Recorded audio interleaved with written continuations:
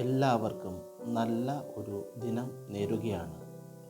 മരുഭൂമിയിൽ പരീക്ഷിക്കപ്പെടുന്ന ഈശോയെ ഇന്നത്തെ തിരുവചനത്തിൽ നമ്മൾ കണ്ടുമുട്ടുന്നുണ്ട്. ആത്മാവാണ് ഈശോയെ മരുഭൂമിയിലേക്ക് നയിച്ചത്.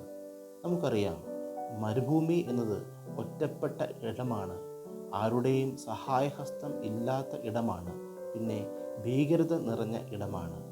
ഈ ഇടത്തിലേക്കാണ് ഈശോനാഥൻ പിശാചിനാൽ പരീക്ഷിക്കപ്പെടുവാൻ പോകുന്നത്.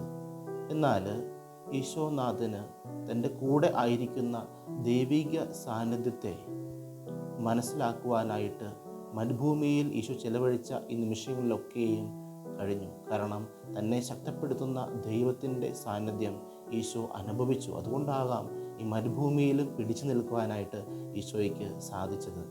ഇനി നമ്മുടെയൊക്കെ ജീവിതത്തിൽ ചില കൈപ്പേറിയ നിമിഷങ്ങൾ വരുമ്പോൾ, നമ്മളുണ്ടാക്കുന്ന ചില മരുഭൂമിക്ക് തുല്യമായ അവസ്ഥകൾ ഉണ്ടാകുമ്പോൾ, ഒറ്റപ്പെടൽ, ഏകാന്തത, തിരസ്കരണം, ആരും എന്നെ മനസ്സിലാക്കാത്ത അവസ്ഥ, ഇതൊക്കെ ഉണ്ടാകുമ്പോൾ കൂടെയുള്ള ദൈവ സാന്നിധ്യത്തെ മനസ്സിലാക്കുവാനായിട്ട് നമുക്ക് കഴിയുന്നുണ്ടോ? ഇല്ലെങ്കിൽ കൂടെയുള്ള എൻ്റെ ദൈവത്തെ കുറിച്ചുള്ള അവബോധം എന്നെ നന്മ പ്രവൃത്തികൾ ചെയ്യുവാനായിട്ട് ഒരുക്കുന്നുണ്ടോ?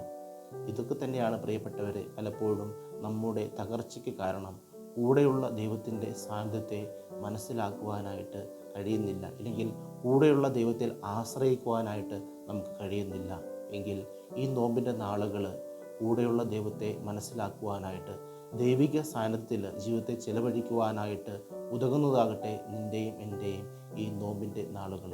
ദൈവം നമ്മളെ എല്ലാവരെയും അനുഗ്രഹിക്കട്ടെ.